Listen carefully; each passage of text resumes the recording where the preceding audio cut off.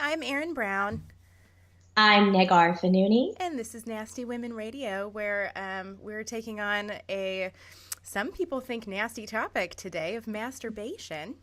This is one of Nagar and I's first conversations that we ever had, which is not surprising if you know either one of us. But I was really surprised to find that Nagar did not masturbate, and I'd like to hear a little bit more about that. Yeah. Well, I thought we were going to be talking about lipstick, so this is a total surprise. I came prepared with all my lip products, and we just went right into the vulva, right into it, into the vulva talk. So this is an interesting topic for me, and it's one that you're kind of the first person, and I think because if anybody knows Erin, Erin's the kind of person who, like me, you just feel like you can say anything to, and you don't even need to know her that well. You can just say, hey, I have this itchy rash. What do you think about it? And you can say that stuff to Erin, and she wants to just go right into the deep topic. So you're a lot like me in that sense that I don't do small talk. I don't even really like medium talk. I'll do medium talk, but I really prefer to just go right to the heavy stuff.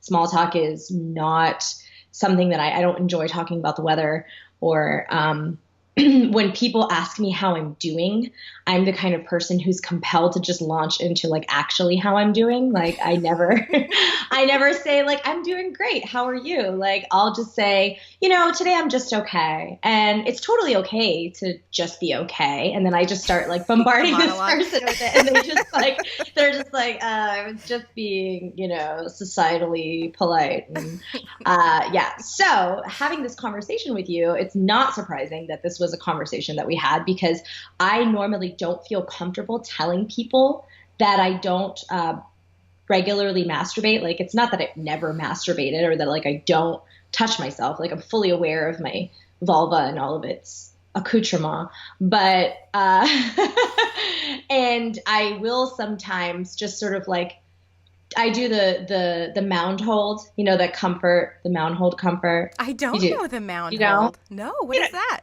You don't ever just hold your mound just for comfort? Oh, you don't okay, ever, yes. Place your, yeah. I gave it a name. It didn't have it. It didn't. I just made it a thing. That's perfect. I don't think it's part of the zeitgeist. So it's cupping yourself. Yeah, it's cup. I guess you could call it cupping. Okay. Sure. Yeah, the mound cup. Mm-hmm. Yes, I do cup the mound. It is sort of a comfort thing. I do feel very connected to my whole female region. I am not one to shy away from vulva talk, as you well know.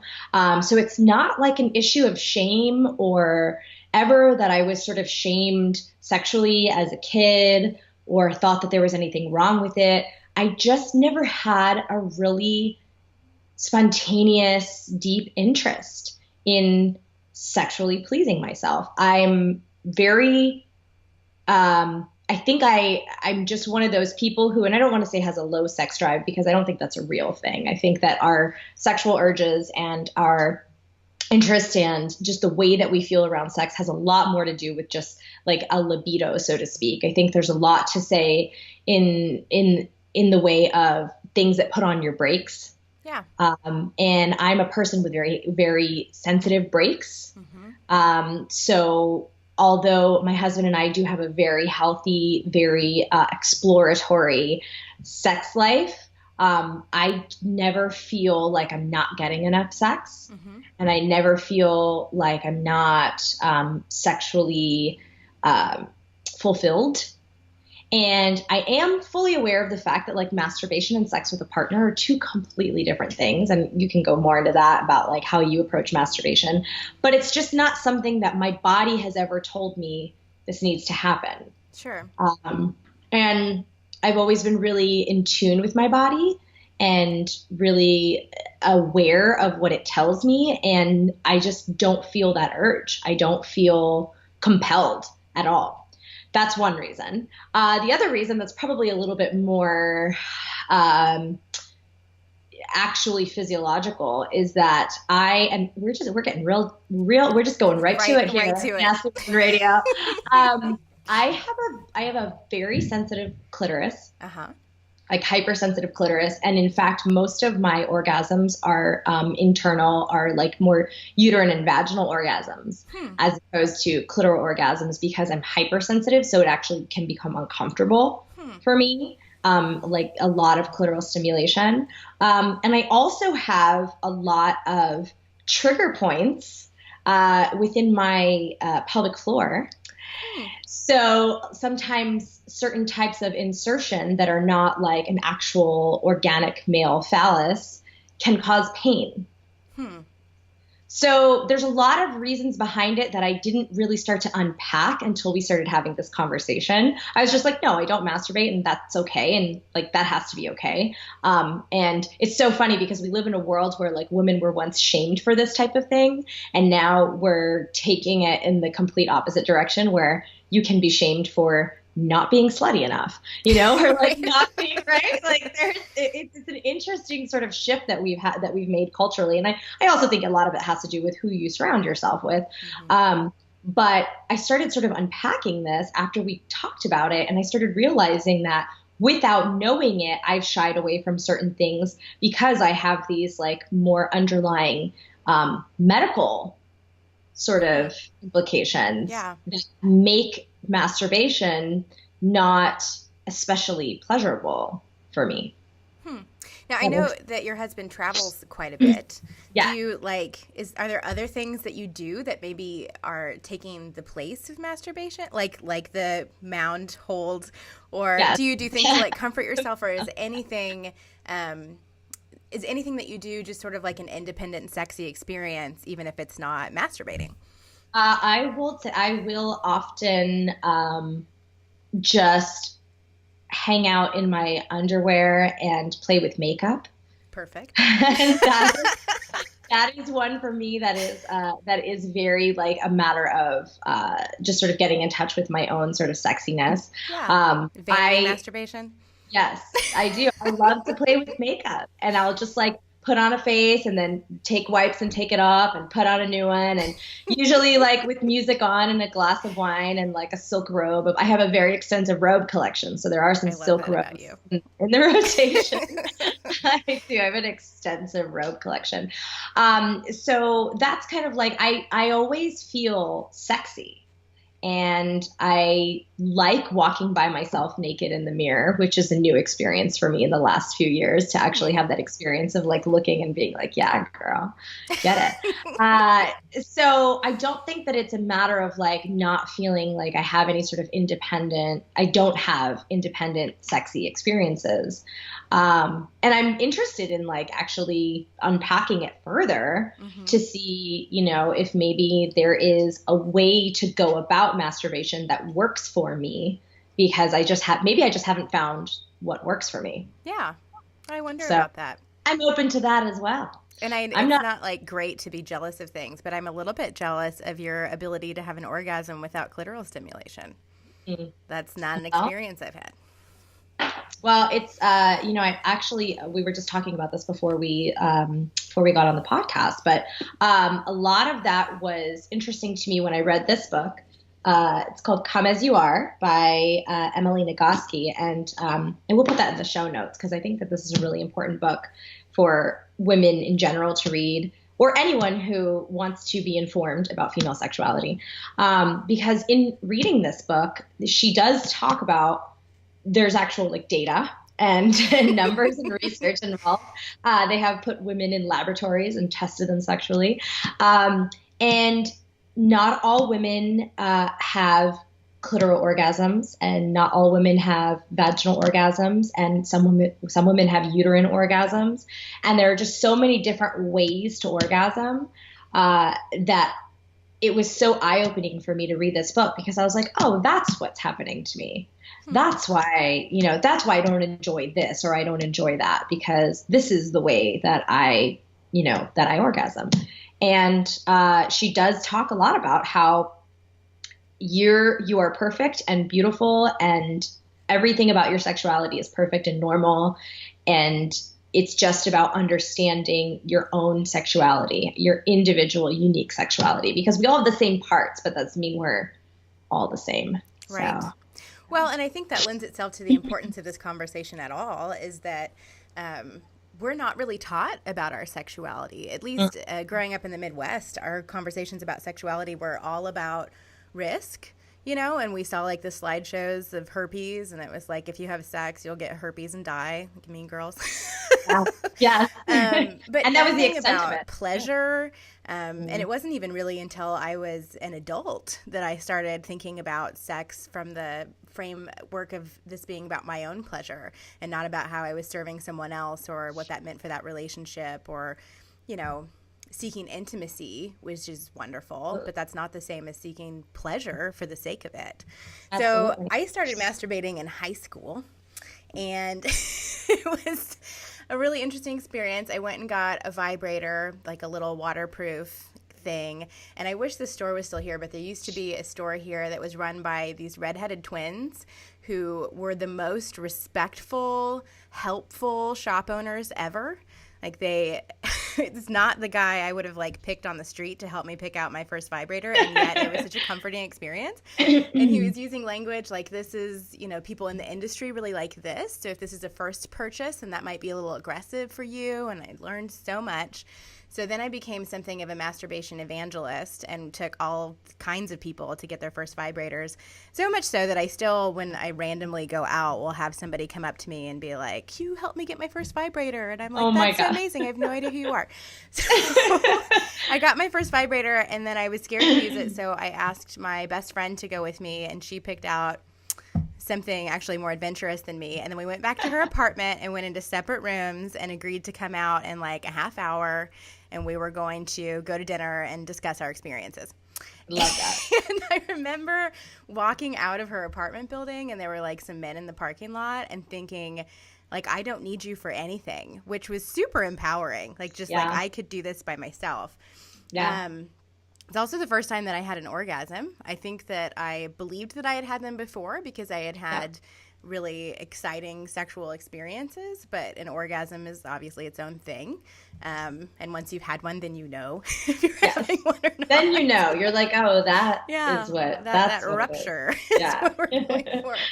But it was the beginning of me figuring out what I liked for myself. And I think for me, it's always been an important part of my personal sexual expression because it's always felt really safe.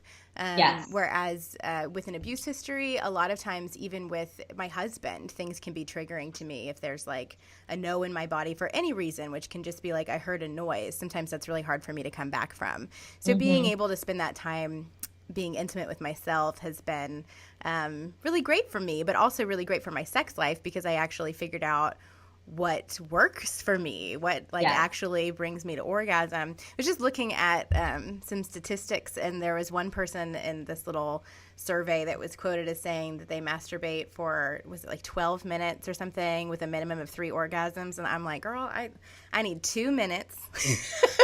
Yeah. It's going to be 1 and then I'm pooped. That's oh my God. I'm a hit it and quit it kind of gal. But I don't do it a lot, maybe a couple times a month. But when I do, it just is like putting on lipstick. It feels like extra sexy for the rest of the day. And it's a way that I feel connected to myself in a different way. Recently, though, I got a YONI egg. Did you get a YONI egg yet? I did, and I use it, and I actually have a funny story for you. I want to hear about your YONI egg experience.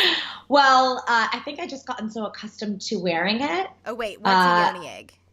Oh, we should probably talk about what a YONI egg is. Should I go get mine? No, I think that's crossing the line a little bit. I don't think we need to show that on camera. So a YONI egg is an egg-shaped stone that you insert into your vagina, also known as your yoni, the center of your divine feminine energy.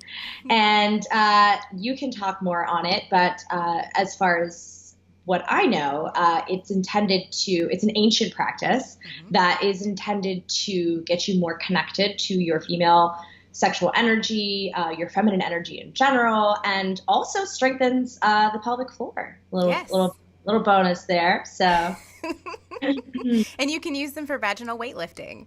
I haven't done that yet, so I can't speak to that. Me neither. I'm not that far along. I use mine when vacuuming the house. So Yes. What was your story? Well, I forgot that I was wearing it. Is that the correct term? Wearing it? I don't know. Cradling it? Perhaps. I don't know. I forgot, and I went to go pee, and I just like pushed it out into the toilet, and I freaked out because I heard it. Because so the egg itself it's stone. I think mine is black obsidian. They say that's like a good starter stone in terms of the energy that stone carries. And so it's a solid stone, and I heard it hit the inner porcelain of the toilet, and I was freaking out, and it was such a hilarious experience. I had to like quickly reach down and grab it before it went, into the actual plumbing. You had to get a plumber out to retrieve your yoni egg. God. And I was just like, what is going to happen if I have to call the maintenance guy to come in and figure out what's wrong with the toilet, and he's going to pull my yoni egg out of the plumbing. So, and then I was, and then I've got like, obviously I have to like stick my hand into my own urine and quickly grab my yoni egg and wash it off and check and inspect for cracks or damages. Oh, no. And it was one of those experiences where I like absolutely affirmed that I have no fucking clue what I'm doing, just in general. Like just in general, I fully affirm that I have no idea what I'm doing in life, and that was one of those experiences, because it's supposed to be this very spiritual, connected experience, and it turned peed it out. I just peed it right out. Well, and I use a squatty potty, and that helps to just sort of like open everything, and so. Just fell right out. Right out of there. Just right out of there. I haven't even told my husband that story. Oh, well, he can listen to it on the podcast. Now he knows. I don't know if my husband knows I have a yoni egg. Oh, I did a Facebook Live about it, but I never know how much of my work he pays attention to. I never know either, but John was very interested in the whole egg thing. He inspected it too, and he's just like, so what do you do with this thing again? It's like awesome. I like it because it's not sexy, and it's not sexy, yes. And it's totally independent, and it makes me feel connected to my vulva and my vagina specifically in a way that we don't like get to walk around feeling connected to that unless you're like really focused on it or energetically connected. I don't know, but I feel like men having an external organ means that they're like constantly aware of like where it's hanging or whatever. I'm talking like I know what it's like to have a penis, but they're aware of what's happening, so much so that even if like a wind goes by them, they'll jump away from it, right? And I'm not aware of what's happening with my vagina at all times, so having the yoni egg and just feels like, oh, well that is what's happening in my vaginal walls, which is kind of rad. Well, I think that yoni eggs are something that's really important for all women in general, and it doesn't necessarily have to be the egg if that's not your shtick. But in general, I think a lot of women don't like. Let's say you don't regularly masturbate. Women who don't regularly masturbate might not be inspecting their vulva, and so many women have never even looked at it. Right. I mean, in our generation, I think we're starting to kind of get away from that. It's more like our mother's generation. There was a lot of shame around it, right? Like even the Latin root for the female genitalia comes from the root of shame.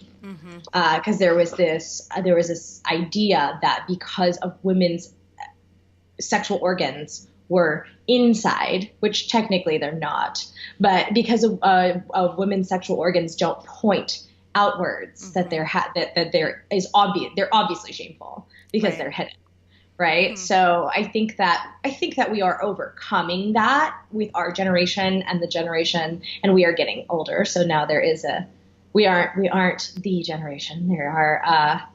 There are trailblazers younger than us at this point in this advanced age. And I think that there is this shift happening where women aren't as ashamed, but I would say that our mother's generation, like those women aren't laying back and putting a mirror in front of their vulva and inspecting things and, so getting in touch with their labia. Why should you be paying attention to that? I think that it's important to know what your labia look like. Yeah. And to know what it feels like, and to know that everyone's labia are different. Mm-hmm. And I mean, we talked about this. Like, I think you mentioned that you said you are like an anatomically correct Barbie. Yes. Was that yes? And not all labia look like that. No, I was really surprised when I saw artwork just in the last couple of years that was just like a show of portraits of different labia, and I. Terrible, but I kept thinking, like, I didn't know that they came open-faced. So there's just like all these different expressions of normal that I didn't even know existed, because I'm heterosexual, and even my experiences with women have not involved that kind of exploration. So, as much as I've seen friends naked, I've not really like gotten up in there. So it was a real education process for me to see how diverse we are.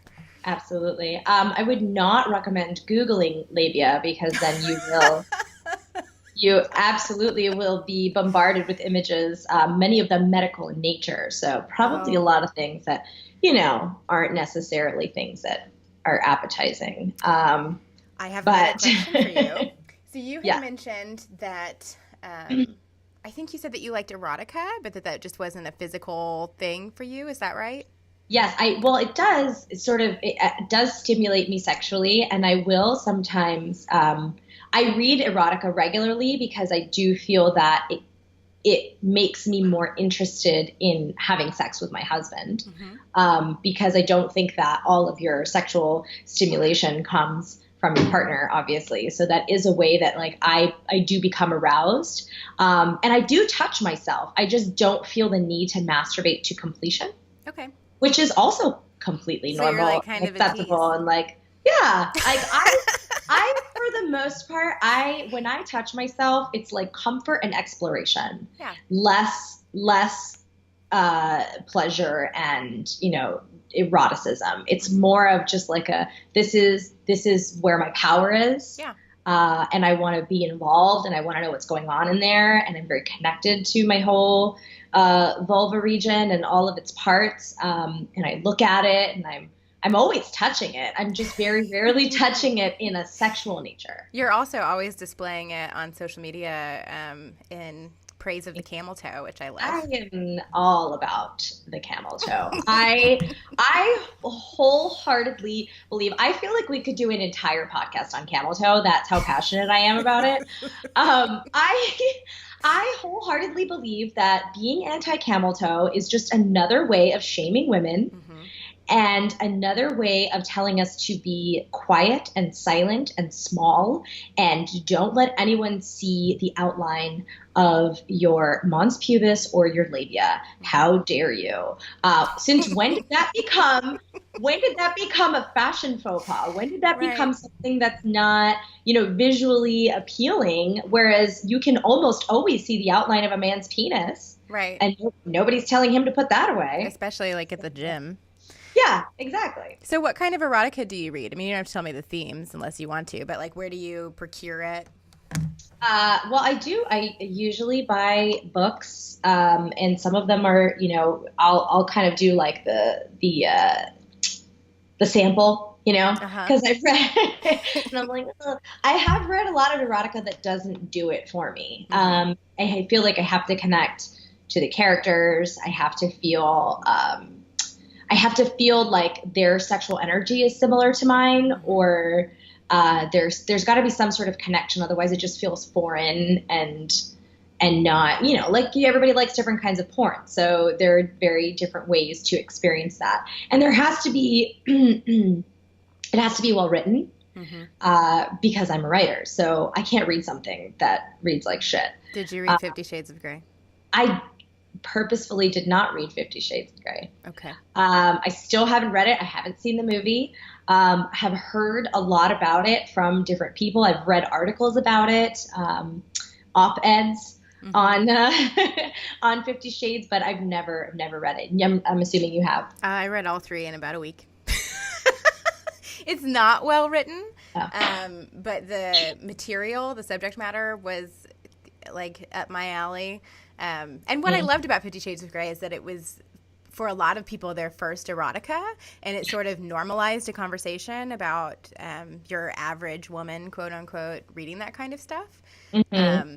But yeah, I definitely prefer erotica to porn, though. Yes. I do like porn. I took several years off of porn, which again is just like a couple of times a year for me.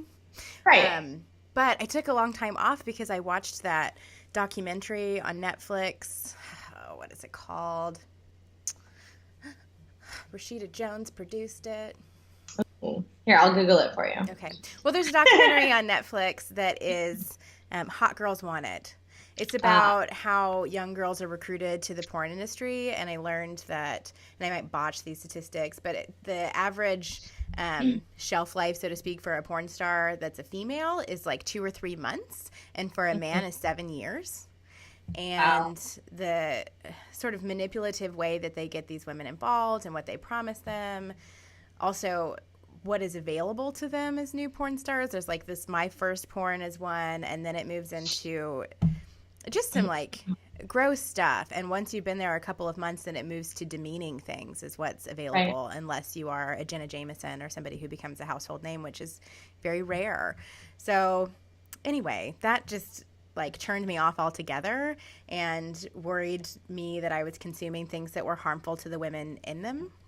And really, I know that I mean to be sex positive as well. I know sex workers who love their work. So Absolutely. It's not about that. It's more that it's just like, if I don't know that what I'm consuming is positive for everyone involved, then not only am I not going to like enjoy it, but I don't want to help further work that is damaging to anyone. So Absolutely. I asked a friend of mine who's a sexologist for resources. I was like, is there porn that's like okay, or is it just never again? Feminist porn. Feminist porn, and there is. She said Fem Production, started by feminist porn star Candida Royale. And she recently passed, I guess, but was a badass. And then she said anything on goodvibes.com or recommended by Babes in Toyland or Smitten Kitten. So if anybody's looking for some sex-positive female porn. Also, what's interesting about feminist porn is that it's not constantly shot from the perspective of the man. Right. Which, I mean, shows like Girls have, in Sex and the City too, have totally changed what we see on TV in terms of sex. But that was another big eye-opener for me as an adult, realizing that all of the sex that I was able to consume, even just on television, was always from the perspective of the man. The woman's almost always on her back. I mean, it's just not really showcasing that we have anything to do with it except acceptance or rejection. So anyway, there's some good resources for things that are actually more geared towards women. I love that. No, we'll definitely put that in the show notes because I think that that's something that a lot of women could absolutely benefit from. I think that I happen to like porn. I'm not like somebody who watches porn regularly, and much of that has to do with being annoyed with having to sift through what's available. Yeah. And just feeling like I have to watch so many different things to figure out what, to find something that suits my values as well as my preferences. Right. So it'll be good to have those resources. Yes. I'm really excited about it. So should we talk about our guilty pleasure today?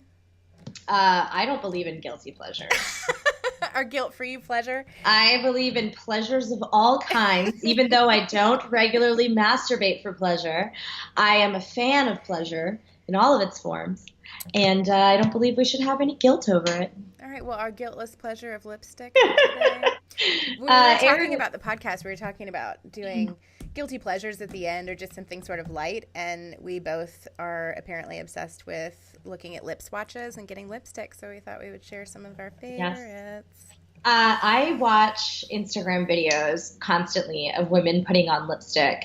And I have had to have serious conversations with myself about why it's okay that I'm not that good at putting on lipstick. I didn't realize that there was like such a process to it. I've always, it's a whole thing. Yeah, there's a whole thing. There's a primer situation. Yeah, exfoliation before that. Yes. There's a whole situation. And there was a little bit of, I had a moment of shame where I was like, I'm not as good at putting on lipstick. My lips don't look like that. I actually have to say that there was, and this is interesting in terms of like body image type stuff, there was a period of time where I was seriously considering getting lip injections, which I've never, I'm totally okay with body modification of all kinds. I have several piercings and tattoos. I'm not against body modification. If it's something that you're doing solely for you because you want it, not because you feel as though you need to look a certain way in order to please a man or be valuable or be worthy or societally acceptable and so on and so forth. I am hugely a fan of body modification. There's no judgment involved in people who choose to do those things, but it was just not something I had ever thought I would consider because I never realized how small my lips were until I started watching all these lip swatches. I went down this rabbit hole and I sort of went through this period of a couple weeks where I had to come to terms with the fact that these are the lips I was given and I am going to work the lips I was given. And that, lips. Yes, all lips, top lips and bottom lips, all lips. All lips are perfect and wonderful and exactly beautiful just as they are. And so that was an interesting experience for me to have that heightened awareness of I know what's happening. I know that I'm having a hit. I know I'm having an emotional hit about how my lips aren't good enough. Right. And I'm okay with leading into that. And let's unpack it. Let's unravel it. Let's figure it out. Let's maybe get lip injections. Wait, let's talk about why do I want lip injections? Right. Where's that from? There's so many caption the other day. A woman was talking about how there were wrinkles in her lips or just the lines in her lips, which is what lips look like. But apparently when you get that kind of work done, then you don't have the wrinkles anymore. And so she was saying I have wrinkles in my lips. It was a lip swatcher. But I just have natural lips and I'm not going to apologize for it. And I was like, oh my gosh, I didn't even realize that was something I could choose to feel insecure about. Is that there's lines in my lips that mean that it's like lip skin. You mean they're just regular lips, right? If you look for them, there are opportunities everywhere for a woman to feel less than. Oh my goodness. That is why it is so important to protect your worth and to know that is internal and inherent, and to be aware of the fact that when you get those hits, that is just another way that the world is trying to rob you of your worth. And you have to protect that. So I'm not getting lip injections. And if I choose to, I'll know that it'll be a super conscious decision. And it'll be something that, I'm doing for me because I like the way that my lips look when they, I wear lipstick for me too. I don't wear it for anybody else. I'm not walking down the street wearing black lipstick thinking everybody's going to love this. I do wear black lipstick regularly. I use eyeliner to line my lips. And tell me your favorites. My favorites, my current two favorites. So I used to really, really like Urban Decay.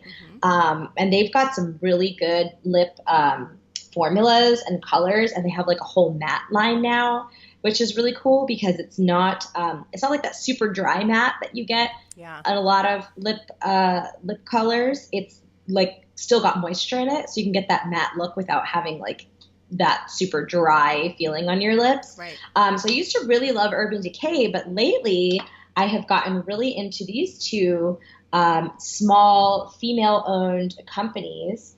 One of them is called Lime Crime, and the other is pretty. called, isn't it? Gorgeous, and it comes in the most gorgeous packaging too.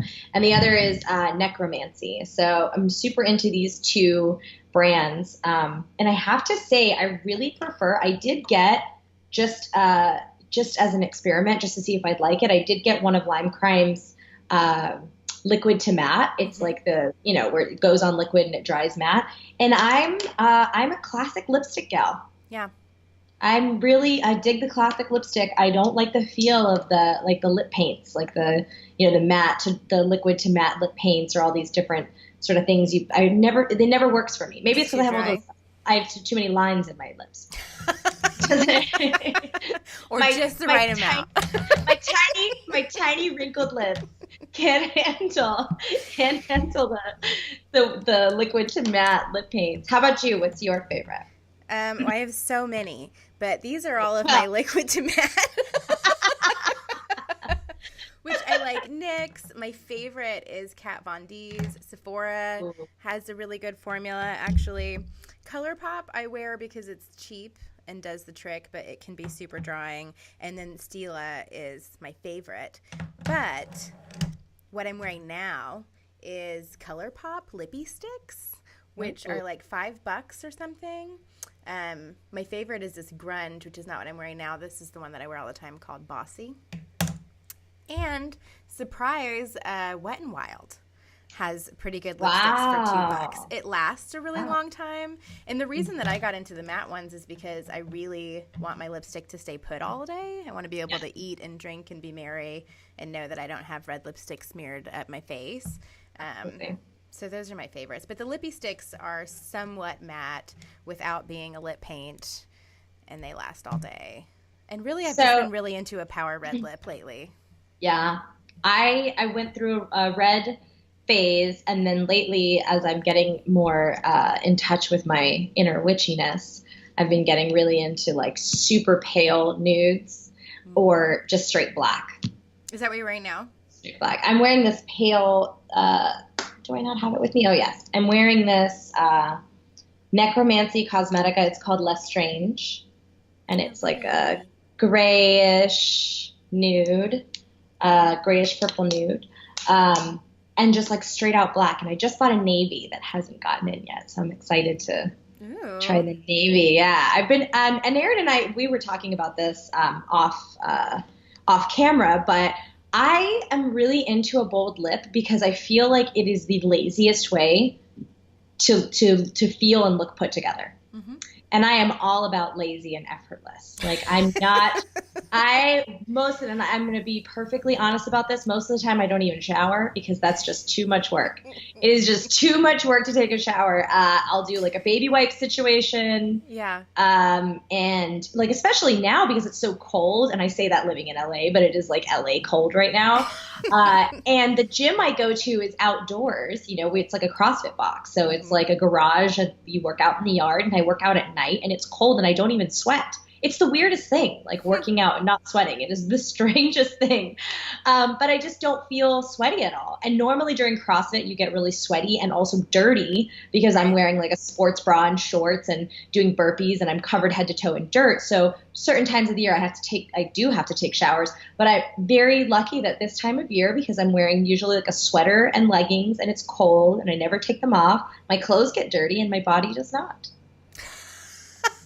So I'm on hashtag no showers. Yeah, I'm on like a 3-to-1 sort of situation, probably like every 3 days. I love how opposite we are because I take a bath like 2-3 nights a week and then shower definitely every day. But I'm also just like obsessed with my shower products, and it's more of a ritual thing for me.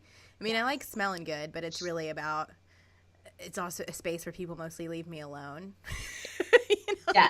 And you do a lot of good thinking in the shower. There's a lot of good thinking that happens. I wish that I had like a waterproof, like bulletin board in my shower where I could write down my ideas. That is a really good idea. When you think you have $1 million idea and you get super excited about it and you Google it and somebody else has already created it. The whole time I was pregnant, I was just inventing shit that already existed. Wouldn't it be great if there was The two big ones were an ice cube tray with long ice cubes to put into your water bottle. That's a thing. And a spoon that would rest on the side of the pot. Also a thing. Rachel Ray. Also already a thing. Jerks. Rachel Ray, that bitch. But I was like, we're going to be millionaires because of my pregnancy brain. No, bitch. You probably already saw that. Yeah. We're gonna invent a product that naturally and organically gets rid of your lip wrinkles.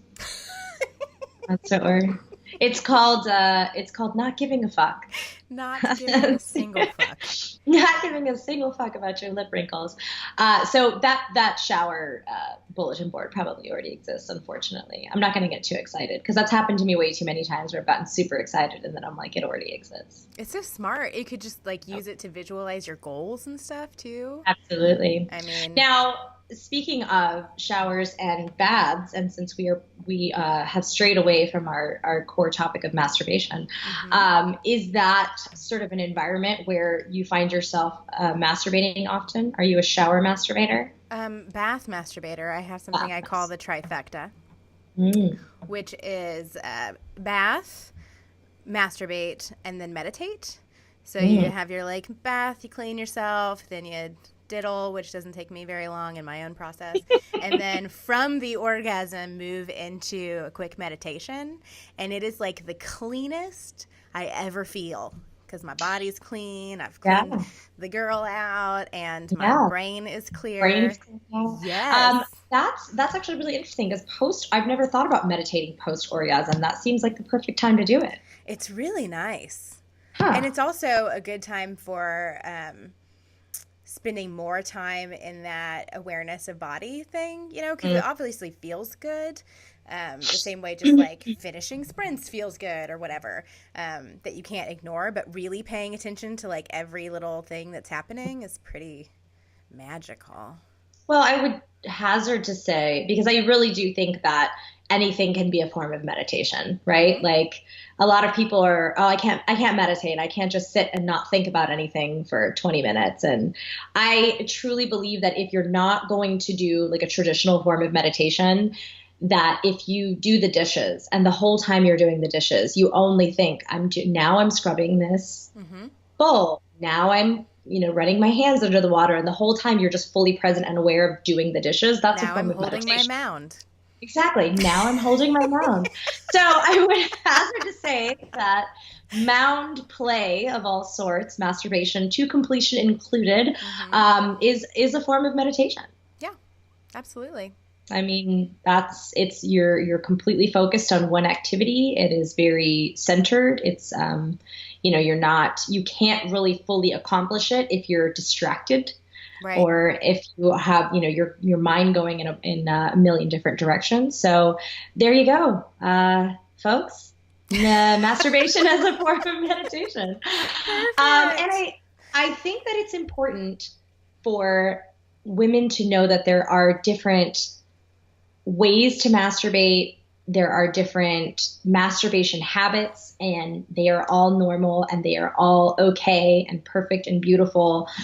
The main thing to consider is that your sexual habits, your sexual experience is yours. And that is your unique definition. And it is not something that there is a norm or that you need to conform to. And I think that that's the most important thing to consider. Whether you masturbate, whether you don't. Yeah, whether you masturbate, whether you don't, whether you, if maybe you like using a butt plug instead of a vibrator, and speaking of which, I think part of the reason why I was so turned off by masturbation for so long was that my initial experiences with masturbation as a teenager were with vibrators. And all vibrators do is increase clitoral stimulation, which is not something that I enjoy. And it took me years. It took me years of sexual experiences with partners and with myself to understand that this is something that doesn't work for me. This is not a pleasurable experience for me. And that's okay. Yeah. And it's okay to not want that type of stimulation, and to also, say that, that doesn't work for me. I'm not into, that's not my shtick. Yeah. I'm not into that. There's a sexologist that I grew up around that would come to actually my church youth group and talk. And the thing that he always started all of his presentations with were, I'm not here to tell you anything about your morality or what choices you should or can make. If you want to only hold hands before marriage, or you're thinking about going all the way, all of that is your business and yours to figure out. But what I really do hope is that every single sexual experience you choose is really, really, really good. Yes. Which I love. And I love that as a framework for thinking about masturbation, or how you meditate, or anything that you approach. It's just like, what is really good for me? And let go of, what Erin Brown does, what Nagar Fanuni does, what you think is normal, what you think is shameful, and just figure out what exactly it is that works for you and be okay with that. I think that's the major thing to consider if you walk away from this episode with anything at all. It's that your sexual habits, your masturbatory habits, in specific, your individual, your sexual habits on your own without a partner, and obviously yes with a partner, but we're specifically talking about singular sexual habits. Those are your habits to define and to determine, and they can change, and your preferences can change, and you can take that, and that is something that is not shameful in any way whatsoever, and you can have it exist in any way that pleases you. It's not about there is no normal. Right. There is absolutely no normal when it comes to, your masturbation habits. And some people masturbate every day, and that's okay. And some people masturbate every few months, and I probably actually masturbate, actual full on masturbation, maybe once a year, but I touch myself every day. So, and that's what works for you. And that's what works for me. And I don't feel deprived, and I don't feel shameful, and I don't feel like I'm missing out on anything, because I do engage in a lot of other methods of self-care. Mm-hmm. And I think that might be one reason why I don't feel like I'm lacking, because I do feel sexy when I get dressed up. I feel sexy when I'm on my sweats. I feel sexy, I'll just be sweatpants cleaning the house with lipstick on, of course, because lipstick changes the whole situation. And I never feel, and and obviously there are times where I'm like, oh, I feel disgusting. It happens, Yeah. But day one of my period for me. Yeah. For me, it's usually ovulation. Oh. I just feel so nasty. I feel worse during ovulation than I do during menstruation. Why are we so opposite in every way? I know I'm ovulating because I wake up ooh, feeling me.